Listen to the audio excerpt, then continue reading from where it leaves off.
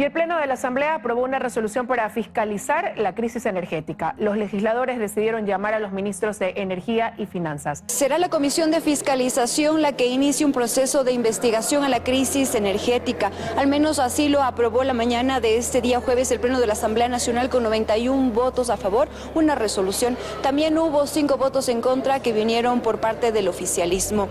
Esta decisión también se toma con el fin de convocar a funcionarios del Estado para que entreguen información.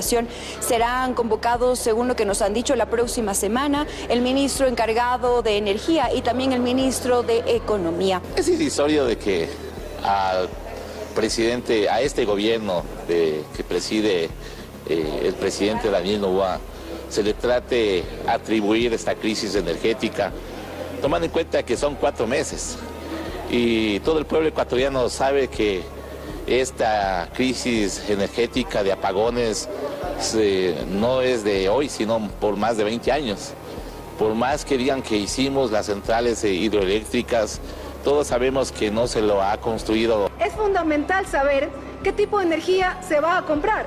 Sabemos que ya es ineludible contratar barcazas, por ejemplo, pero el pago de esa generación, la generación de las barcazas, es mucho más cara y contaminante.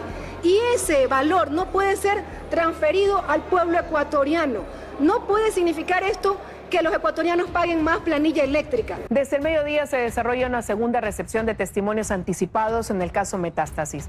El primero en tomar la palabra fue Alex Palacios, mano derecha de Wilman Terán. Arrancó ya esta audiencia para receptar 2 testimonios anticipados dentro del conocido caso Metástasis. El testimonio anticipado de quien es señalado como la mano derecha del expresidente del Consejo de la Judicatura, Wilman Terán, Alex Palacios, y también del agente de la policía, Héctor Paredes. Como ustedes ya lo decían, el primero en tomar la palabra fue Alex Palacios, quien dio importantes revelaciones en contra de la Corte Nacional de Justicia, pues manifestó cómo operarían algunos magistrados a cambio de fallar a favor de algunas causas de Leandro Norero. Él, por ejemplo, hizo referencia a 2 causas, 2 habeas corpus. El primero presentado en agosto de 2022 a favor de la familia de Leandro Norero. Él dijo, por ejemplo, que en el 6º piso, en el baño del 6º piso de la Corte Nacional de Justicia, el entonces juez Wilman Terán le dijo que solicitara $2 millones para poder tramitar esta causa. Sin embargo, este pago no se dio, pues el juez David Cacho no aceptó. Sin embargo, dijo si se dio $10.000 a Wilman Terán, esto se le habría entregado en un sobre vanilla en 5 fajos de $2.000 con billetes de $20. También hizo referencia a un segundo habeas corpus a favor de la hermana de Leandro Norero, Joana Zambrano Tigua. Para ello se le solicitó $450.000, se les ofreció a los jueces de la Corte Nacional de Justicia, Iván Largo, Fabián Rosines y también el juez Velázquez, un pago que tampoco se concretó. Se espera que al finalizar este testimonio anticipado tome la palabra el ex agente de la policía, Héctor Paredes. Recordemos que este es el segundo llamado de testimonios anticipados en el caso Metástasis. El primero se dio en marzo de este año y se escuchó a Mayra Salazar y tomó cerca de 13 horas. Esto se da además a días de que se instale la audiencia preparatoria de juicio en el caso Metástasis en contra de 52 personas, pues recordemos, está señalada para el próximo 3 de junio. Desde el Ministerio de Trabajo se insiste en que las jornadas laborales menores a 4 horas sean regularizadas mediante acuerdos ministeriales. Las declaraciones fueron dadas en el marco de la condecoración de trabajadores guayaquileños. De acuerdo a la ministra de Trabajo, el objetivo de regularizar las jornadas laborales inferiores a 4 horas es fomentar el empleo pleno en el país. Esta regularización no requiere de una reforma legal, sino que puede ser aprobada mediante un acuerdo ministerial. ¿Fecha estimada quizás? Sí, antes que termine el mes de mayo, en consideración que el 14 de mayo tenemos la segunda reunión del Consejo Nacional de Empleo y Salarios. Y en el mes de enero, que se dio la primera reunión, como acordamos el año pasado, en algo hemos coincidido, que el país necesita más empleabilidad. Y bien, la ministra de Trabajo también agregó que la entrada en vigencia del Tratado de Libre Comercio con China también hará que el empleo en el país incremente. Escuchemos. El trabajo temporal se va a incrementar en el Ecuador. ¿En qué porcentaje? Bueno, hay un estimativo más o menos de algunos miles de puestos de trabajo. ¿Por qué? Porque también el sector agroexportador tiene que prepararse. no es una evolución de la noche a la mañana.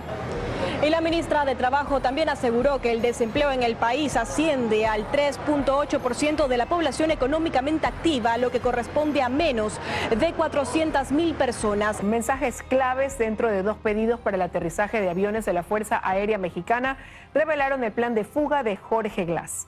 Los detalles se conocieron en la Corte Internacional de Justicia por las defensas de Ecuador. Las horas previas al incidente diplomático entre México y Ecuador fueron claves dentro de las argumentaciones expuestas por parte de la defensa de nuestro país. La razón por la cual los hechos del 5 de abril fueron excepcionales y hoy ya no existen es muy simple. México utilizó indebidamente durante meses sus instalaciones diplomáticas en Quito para dar cobijo a un delincuente común que había sido debidamente condenado en 2 ocasiones por el más alto tribunal ecuatoriano. En la segunda audiencia de la Corte Internacional de Justicia en La Haya, llevada a cabo este 1 de mayo. Aquí las revelaciones por parte del abogado Alfredo Crosatto fueron impactantes, pues Crosatto detalló que 5 horas antes de la captura de Jorge Glass, el 5 de abril, Ecuador recibió 2 pedidos de la embajada mexicana que alertó a las autoridades. El primero consistía en la autorización para el aterrizaje en nuestro territorio de 2 aviones de la Fuerza Aérea Mexicana, con la justificación de realizar el retorno a su país de la embajadora Raquel Cerur, que para ese entonces ya había sido declarada persona no grata. Dentro de la solicitud se indicaba además que con ella también saldría su personal diplomático, sin especificar número de funcionarios ni nombres, algo aún más sospechoso, dado que no había la necesidad de la salida de toda la misión diplomática si México en ese contexto no había roto sus relaciones con Ecuador. Pero no fue lo único incongruente por parte del gobierno de Manuel López Obrador. Y aquí el segundo pedido, de garantizar la salida de su embajadora, que ahora se reducía a un vuelo comercial, programado el 7 de abril. Alarmas que para las autoridades eran claras, y más con el precedente de escape de la embajada de Argentina, de la exministra del correísmo María de los Ángeles Duarte, quien mantiene cargos por corrupción, al igual que el ex vicepresidente Jorge Glass, quien además poseía una orden de arresto por incumplimiento a sus medidas sustitutivas y un proceso en curso en el cual debía rendir versión sobre la malversación de fondos destinados para la reconstrucción de Manabí. Todos estos puntos Ecuador aseguró haberle señalado a la embajada mexicana en más de una ocasión para que no se le otorgue el asilo a Jorge Glass. No obstante, desde allí no salió ninguna respuesta. Dentro de la demanda que Ecuador hizo contra México, se le pide a la Corte Internacional de Justicia que sancione a Manuel López Obrador por sus declaraciones que ponen en duda la legitimidad de las elecciones de 2023 en nuestro país. La Fiscalía avanza en una investigación sobre la cuestionada venta del Hotel Quito ejecutada en el 2016 por parte del BIES. Mientras tanto, desde el Consejo Directivo del IES se trabaja en la recuperación de documentos que habrían desaparecido sobre esa transacción. Que el emblemático Hotel Quito es parte del patrimonio de la ciudad en todo su conjunto y predios que lo comprenden. Es un hecho sobre el que no tienen dudas ni los colectivos ciudadanos, ni exalcaldes, ni el propio Ministerio de Cultura. Reconocemos el valor patrimonial e histórico del complejo arquitectónico y paisajístico Hotel Quito en su integridad. Tampoco es un hecho que tenga cuestionamiento alguno por parte de la Comisión Anticorrupción. Sin embargo, hay un propósito fundamental y es de hacia dónde van quienes han dado seguimiento a la irregular venta del Hotel Quito apadrinada por el exdirectivo del IES, Richard Espinosa, en favor de los compradores chinos. Revertir una oscura negociación sería el camino, dice Germán Rodas. Por un lado, se haría justicia con el IES, que fue arrancado de su pertenencia por la acción de este señor Espinosa, y en segundo lugar, se va a precautelar ese bien patrimonial. Este es el tema en el que los vocales del Consejo Directivo del IES han encontrado coincidencias y hacia allá apuntan. En entrevista con FM Mundo, María de los Ángeles Rodríguez ha advertido que hay un informe de Contraloría favorable a la empresa china. El detalle es que lo firmó el prófugo Carlos Polit, ahora condenado en Estados Unidos. Pero no tiene ningún indicio de responsabilidad. Y nosotros, la información que hemos tenido, le hemos mandado ya a Fiscalía. Y por el otro lado, sabemos que también la pelotita está en cancha del Instituto Metropolitano de Patrimonio, que le han pedido que tiene que actualizar la ficha patrimonial. Lo cierto es que cada vez son más los ciudadanos e instituciones que se suman a la pretensión de recuperar un patrimonio vendido en medio de las sombras y cuya negociación apenas tiene el respaldo de los compradores y la máxima autoridad de Quito.